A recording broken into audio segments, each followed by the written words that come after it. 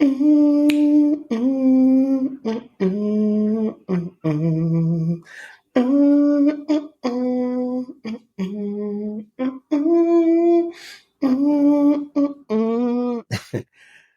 Nation, how you doing? How you doing? Again, I'm sorry. I start these podcasts, a melody pops in my head. It's almost like it's the drink I have to calm my nerves before I get started, so it gets me going. You probably know which one that is. If you don't, then something's wrong with your palate musically, and you need to get your game up.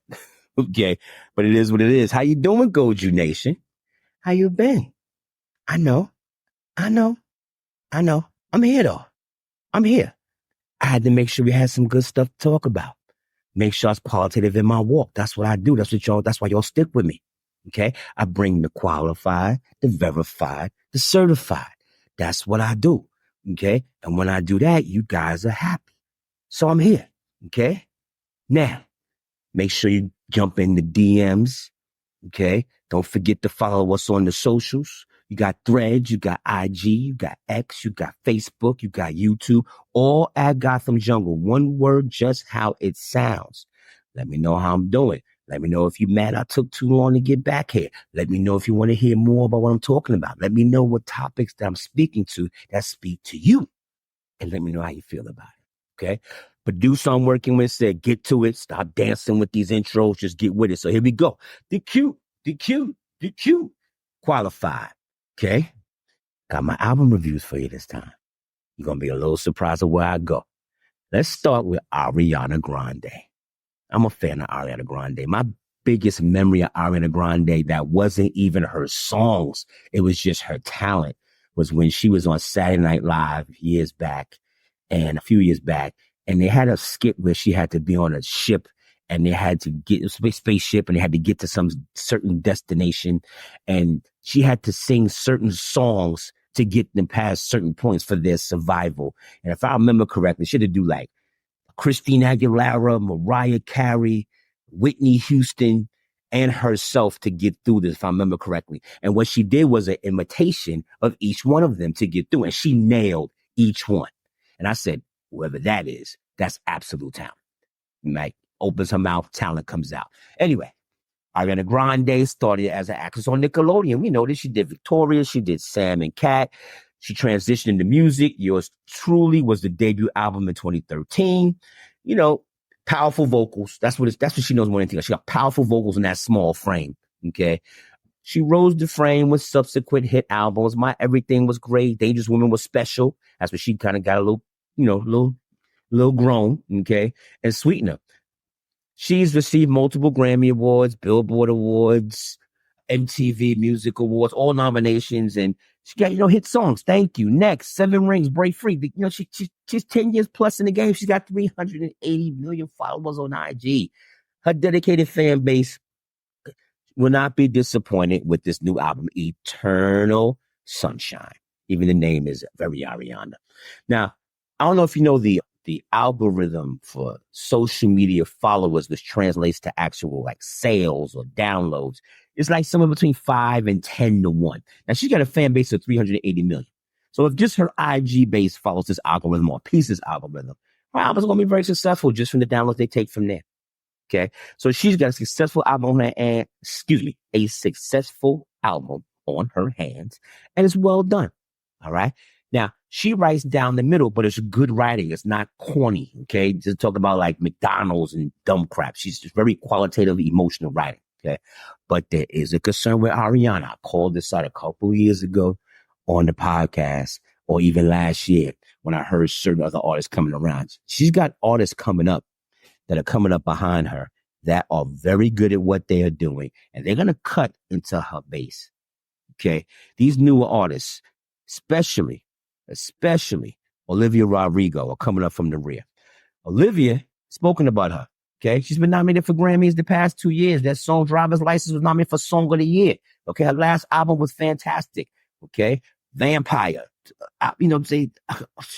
she's got some good stuff here, okay?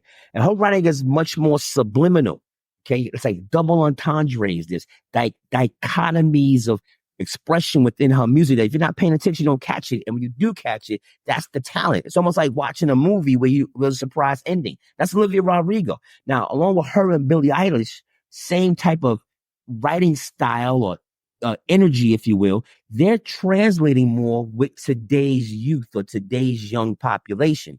And what I'm starting to get now is I'm starting to get like the vibes I got when Cardi B first came out and Nicki was doing her thing.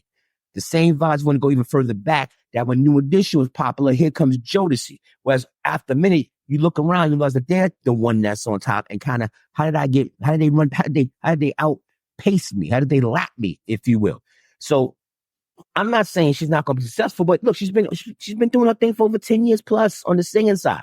So she's fine. And I tell you about her fan base is, I'm just saying that musically, as it's starting to shift, she's not shifting with it. And artists that are leading this shift, they're starting to grab that base. So it's something she should pay attention to before she jumps into a legacy lane, which she's too young to do that.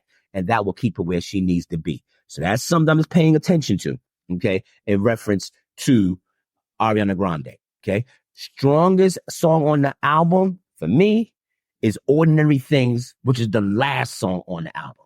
Yeah, but okay, we'll take it, all right? Eternal Sunshine. If you're a fan, part of her base, make sure you don't miss it. You probably have it already, okay? Next one, okay? I want you to do yourself a favor, Goju Nation. I want you to do yourself a favor. The next time you're spending time with yourself, you may be shopping, you may be cleaning, you may be getting ready for the week, and you're just spending time with yourself, getting things together. Do yourself a favor and download Norah Jones. Yes, I said it. Her latest project. Okay. Talented, versatile, been doing this for a couple years. Remember, she rose to fame with her first album in 2002, Come Away With Me, which featured the classic song, definitely actually in my playlist, Don't Know Why. Don't know why I didn't go. That song is just classic with her playing the piano. My heart is just in white. She nails it. Now, this is the love song that was in the movie Made in Manhattan with Ralph Fiennes and Jennifer Lopez. Now it clicks for you, right? Okay, that song's from that movie. Now, she's a jazz folk vocalist that plays the piano. Okay, soulful as well in her own way. She says consistent, high quality music. Her listeners love her. Her latest album is Visions. It's called Visions. Showcases continuously that exceptional artistry that comes out of her organically by playing that piano. It's her 9th studio album. Nine. It's her 9th studio album. And she's not reinventing the musical wheel. But like I said, this album delivers soulful, reflective songs that perfect for relaxing or setting the mood for various activities. That's why I said if you're going shopping, you're cleaning the house, getting ready for the week, this is an album for you. It will speak to you and you'll be in great shape. Okay. One standout track on the album Visions is the opening song All This Time, which is interesting because it's live music, but the vibe is like a hip hop loop of which she's playing older, which gives it a little bit of baby edge, especially for Norah Jones. And it's a style that if she leans on it and leans into it, she might be in good shape because that was well done. It's well done, right? And it absolutely creates a vibe. Okay? Now you can see her taking this song and going to a jazz musician club like the Blue Note in Manhattan and basically playing this song and having like a Wu-Tang member rap over it or like a Mos Def rap over it. That's the type of vibe it is, but it's a very good song. It's a very good song. Okay. Signature vocals, piano, whole thing. And the album closes on a high note with the song That's Life. Feel good song, feel good tune. It will motivate you, uplift you. Okay. Now this one here, I want to stop and make sure you pay attention to what I'm saying here. Okay. Norah Jones is qualitative music. It feeds your spirit. It feeds your soul. You don't even have to remember the songs. It's just the vibe of what she does. Okay. If you're a fan of her work, she doesn't disappoint. She keeps doing what she needs to do. Okay. But if you're just lover of music, like I just love music, I listen to everything. Well, then go get this out. Okay. Enjoy the musical escape and be happy that this is born into your life. You're welcome. Thank me later. Okay. Next, we want to speak about somebody else that's put an album out lately. R&B pop genre. Created by who? I don't say created by who, but mastered by who? Justin. Not Bieber. Timberlake. New album. Everything I Thought I Was. Now, here's what's great about Justin at this space in his life. Because he knows that he's made all the money he's going to make. He's just making albums because it just speaks to him being creative. And when he's just being creative and just expressing himself, his poetic expression, because he's a writer, guys, okay? A singer and writer, okay? And his writing echoes emotions and the stories that's happening in his life in real time and in real space when it comes to just, I guess, his current emotional space that he's in right now. The soundscape journey of his fifth solo album, okay? Fifth solo album. You may thought he may have did more, but it's only his fifth solo album, okay? One of the gems of the album, especially if you're a fan of Justice, that he does a reunion with NSYNC. NSYNC is on this album on a song called Paradise, okay?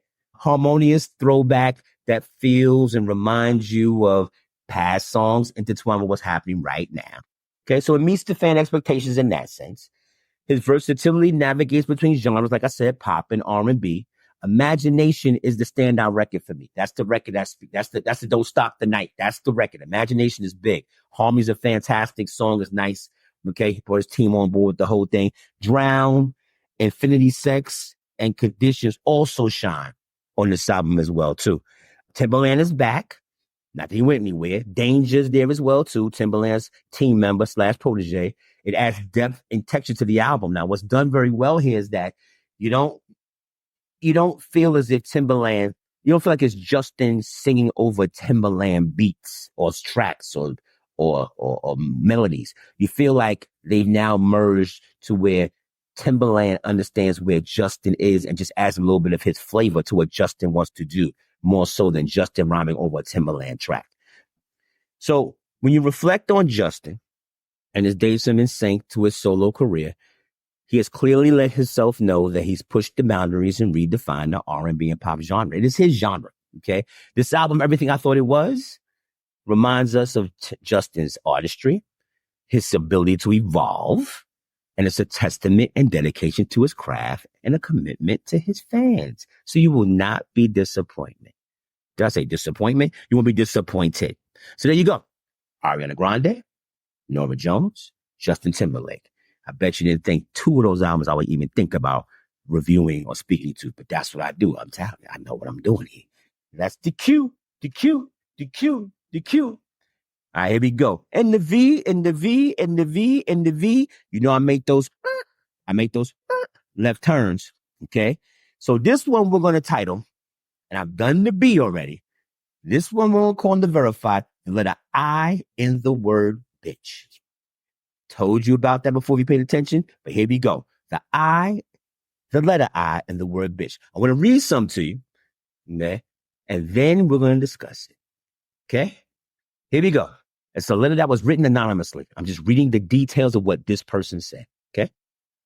My boyfriend of 3 years lost his job last month, which has been a significant change for him. He approached me 2 weeks ago and asked if I could help him pay his mortgage. But I told him no. That's why I paused. I want to make sure what I said. Okay. Last week, he presented me with a spreadsheet detailing everything he had done for me during our relationship, totaling over $20,000 in value. He then broke up with me 3 years down the drain, despite feeling guilty because he never asked for anything. I still feel that if he truly is my man, then he should have something to offer as well. I can't believe this man broke up with me because I told him no. He found a way to pay it. I don't think I was wrong because he's supposed to lead, not me. He's supposed to lead, not me. Plus, I don't live with him. If I was living with him, I would have did it then. Do you see my point? Thoughts? I read this. I damn near lost my fucking mind. I damn near lost my mind. See, the pros and cons of the situations make sense. And let me tell you how much this upset me. This upset me so much that I threw this concept into our artificial intelligence engine and asked Telly. That's TELLEE. What the pros and cons of what this dialogue represents. And then I'm going to weigh in on how I feel based upon that. Because I was so in my feels about this. And I said, this must be cat. But I was so in my feels, I said, let me get an unbiased thought process of what's being done here. And then I'll jump in here so I don't come across as if I'm just being biased and anti-female and pro-male. And see, that's why I didn't want to do that. So here's what I got. Okay. And I'm going to go through it. Okay. So here's the pro. Okay. The boyfriend had the courage to ask for help during challenging times.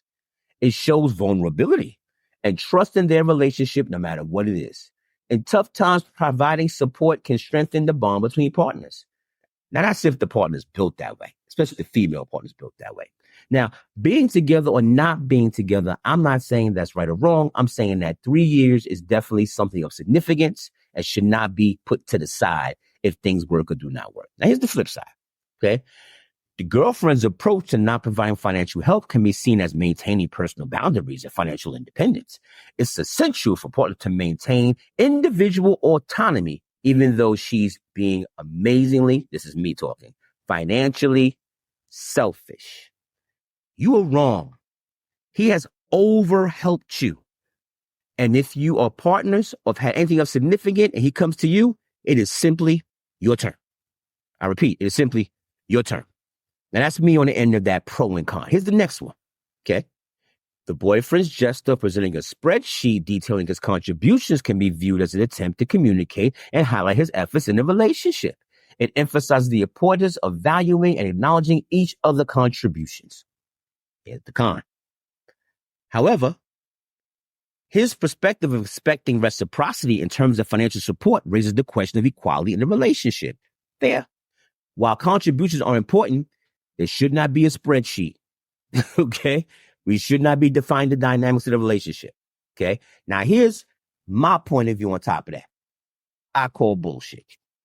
Okay. And this is why I call bullshit. If it was the other way around and she helped him out the way he helped her out, whether they were together or not, and she came to him and said, I need a little bit of help. If he flat out shut her down, the only word he is an asshole. He's only an asshole. It doesn't matter together or not. Y'all would be losing your damn mind saying, she helped him out when he was down. He should help her out. Doesn't matter together or not. And that's exactly how y'all will call it. So I call bullshit on that. So fuck that dynamics of a relationship and keeping stuff to the side. He overhelped you. You can assist him. Couple more. His stance on expecting her to have something to offer reflects the importance of self-reliance and not solely depending on the other person for financial security. It encourages individual growth and responsibility within the relationship. Should have been her to him. Basically, her saying no should motivate him to want to do things for himself, which will build up his self-esteem and encourage growth and relationship between the relationship, whether they're together or not. That's basically what that says. Okay.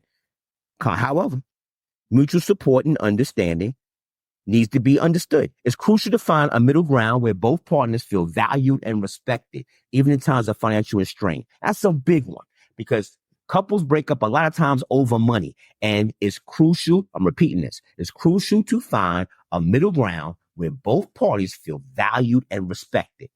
Valued and respected. Valued and respected, even in times of financial strain or no matter what the circumstance is. Feel valued and respected. Big one. Okay. So Telly, our AI rock star, seeing both sides, I get it. But the I in the word bitch is this. The word reciprocity isn't in her vocabulary. She would continue to receive his support if it was there. And she made a clinical case to prevent her from supporting him. This is the energy I'm talking about when men say, I ain't doing shit. Or this is why men have a different energy once they get their women, when they act a certain way, because this is what they are exposed to if these things happen. And that's verified. And that's verified. Now, if you're taking care of your woman, fine. But here's what it should be. Now, here's my theory on relationships. And I'm not a relationship doctor. I'm just saying through my experiences and my circumstance of dealing with plenty of women, some have kids, some don't have kids, some have plural kids, some have financial situations, some are very well off, etc. I'm saying this. I don't deal with the 50-50. Because if we do 50-50, right? We do 50-50, and then you're not okay and I'm not okay. Now we got 80-80. We don't have 100%. Okay. What I do is I do the 80-80 theory. You give 80%, I give 80%. Doesn't mean you give everything, but I give 80 and you give 80. So what that means is that when you come down to 60 and I come down to 50, we still have over 100% of effort into our circumstances. And that's emotionally, that's mentally, that's financially, that's spiritually, that's physically, whatever that may be. So I don't do the 50-50, I do the 80-80. Because if we did 80-80, this circumstance never happens because we have a reciprocity of value and respect that goes a little bit beyond saying we're going to split it down the middle.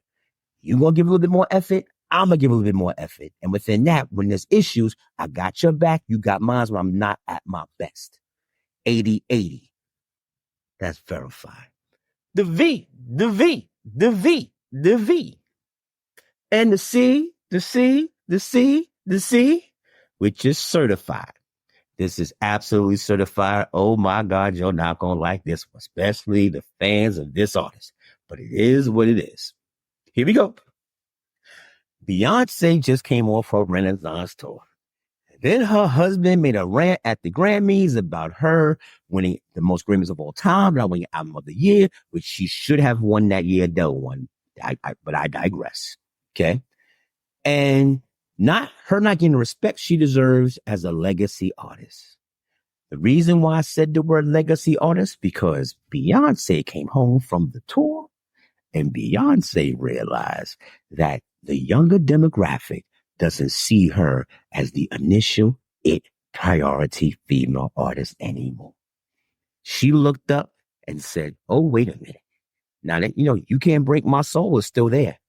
But they're playing one Beyonce record while they're playing 3 to 4 SZA records, 1 to 2 Coco Jones records, legacy records, not saying legacy records, older artists, or let's say career artists from LMA, Muni Long, Lizzo. This is what the base is today. If I want to go back, if you're a 90s baby, this is SZA, Coco Jones, Lizzo, LMA, Muni Long. If this is the 90s, that's Monica, that's Brandy, that's Faith, that's Mary J. Blige. Meanwhile, Whitney and Mariah saying, who are these people? That's literally what that analogy is. Okay. But these young artists are culturally more relevant and age appropriate than Beyonce. So when you say, well, why is she making a country album? Because she's in the middle of a space where she now has to realize that she has to stay relevant. So she's coming up with ideas. So if you want to dig into my brain a little bit, okay, think about the timing of when Jay-Z chose to say what he said about Beyonce. Think about the timing of Texas Hold'em and the country records coming out and why that is. Because there was a time where she didn't have to do something like that, okay? She would just go ahead and make her record and put a ring on it, okay? So here's what this is. Again, take a step back. Work with me. Don't be upset, Beehive or Bayhive, that I said what I said. Just take a step back because this happens to every single artist. Okay. She has now arrived because she's over 40, where she has an age-related identity crisis. Age-related identity crisis. Now that refers to a period in an individual's life, doesn't matter what you're doing in life, somewhere around middle age, where you struggle with feelings of confusion, doubt, anxiety about your current identity and accomplishments. Remember, Miss Carter's over 40 years old now. This often happens to a person that starts to question their sense of self, purpose, or achievement as they age and feel the pressure of societal expectations compared to personal aspirations. So don't question why she's making a country album. Reflect and relate to historically, this happens to every artist and individual for that matter. I got some factual examples for you. Okay, here we go. I'll start with number 1, Miss Madonna, known as the Queen of Pop. She experienced the same identity crisis around the 40s and 50s. Highlights, 80s and 90s, with songs like a Virgin in Vogue, On Top of the World, Couldn't Tell Her Nothing. How about this? In the mid 2000s, she faced criticism for her music and performances, especially her performances, because remember, she had very physical stage shows, okay, leading to doubts about her relevance. Okay. She grappled with staying current and maintaining her image in an over-changing music industry from the 80s and 90s to when it became the 2000s. Not just Madonna. How about this? Shah Rukh Khan, Indian actor, Bollywood superstar, encountered the same identity crisis in his late 40s. Okay. Rose to fame in 1990s, became a global icon with films like Dowale Dahuniya Rajahenge. Didn't think I could pronounce that, did you? In the mid 2010s, though, he faced criticism for film choices that were not as qualitative. Approaching 50, he questioned his roles in films and the evolving demands of the Indian cinema industry. They want like 5 movies out of you a year. Okay. They don't want you sitting out doing 1 movie. They want a lot out of you. Okay. Next example, Mariah Carey, renowned singer, songwriter, more singer, confronted the same thing in her mid 30s. In the mid 90s or in the 90s, We Belong Together, Hero Can Tell Us Nothing, Mariah's World, best voice, 6-octave range. But in 2010, she started doing shows and people said, wait, she can't sing those songs she did before. She can't reach those notes. And got scrutiny for her live performances because she was dubbing her voice underneath her voice when she had such a great voice. She did not need a background vocalist. So she had issues in her mid-40s with her changing vocal abilities, trying to manage her personal life with her kids, and trying to managing her status as a music diva. It's expensive for the makeup and the clothes and the makeup and the clothes and the all the tracks that go along with that on a consistent basis. Now, when you're making, $10 to $15 million a year, that's fine. But when you're not, you're not. Here's my last example. Sean Kuti, Nigerian musician, Afrobeat artist, son of Fela Kuti, navigated this in his late 30s. Get a theme here? He gained recognition as the prominent Afrobeat musician, continuing his father's legacy with albums like A Long Way to the Beginning. In the mid-2010s, though, he faced the same challenges, establishing himself as a solo artist outside of his father's shadow. Again, approaching his 40s, he grappled with balancing tradition and innovation in his music while seeking to establish a unique identity in his own right in the Afrobeat genre. You see the consistency, what I said around what age this happens? Each one of them, I said, what around age? What did I say? What did I say? Around 40. Here's some other examples. I'm just going to say, because you pay attention to this. Will Smith had the same issue because he couldn't be the action star post 40 and stay in shape the same way.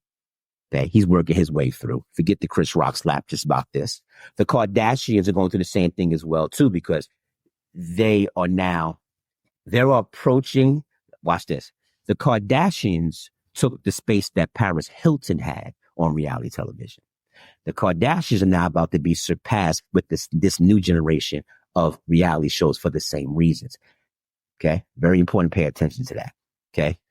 Kanye fights this as well, too. It has more to do with him trying to still maintain being the it guy, as well as trying to maintain balance in his family, as well as trying to maintain his creativity and still try to get the world to recognize that he is a leader in this speak of how he carries himself more so than a voice.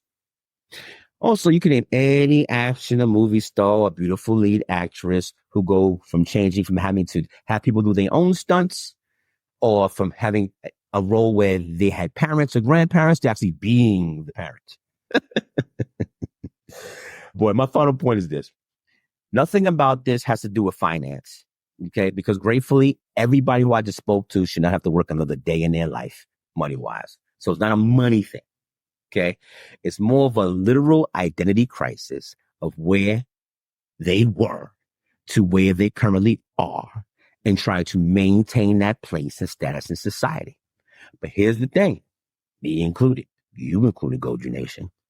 Pay close attention. It's been said to you already. You've heard it. You just might not pay attention to it. So I'm going to say it again while we're right here. You ready? Father Time is undefeated. So swivel, pivot, figure it out. Okay. But get past this identity crisis because that's literally what we're in the middle of watching. Do not be fooled by what you're seeing. Recognize what they are actually doing. That is certified. How I do, Goju Nation? Well, that's your job to tell me. Slide in them DMs. Let me know how I'm doing. Threads, X, Facebook, IG, Twitter. Slide in GMs. Poppy, hit me on Twitter. Excuse me. Hit me on all platforms. Let me not overthink this, okay? Let me just simply say all platforms. At Gotham Jungle, one word exactly how it sounds, okay? Goju Nation, overly appreciate it, okay? Probably have a guest star next week. Let me know how you feel. Let me know how you're doing, okay? Appreciate you. Thank you for your time. Thank you for your energy. Thank you for your spirit. Very important point before we go. Light and darkness cannot coexist at the same time. So if you choose to be one, choose to be the light. Appreciate it. Thank you, Goju Nation. We'll be back soon. All right. Industry rule number 4080. I am and always will be talent.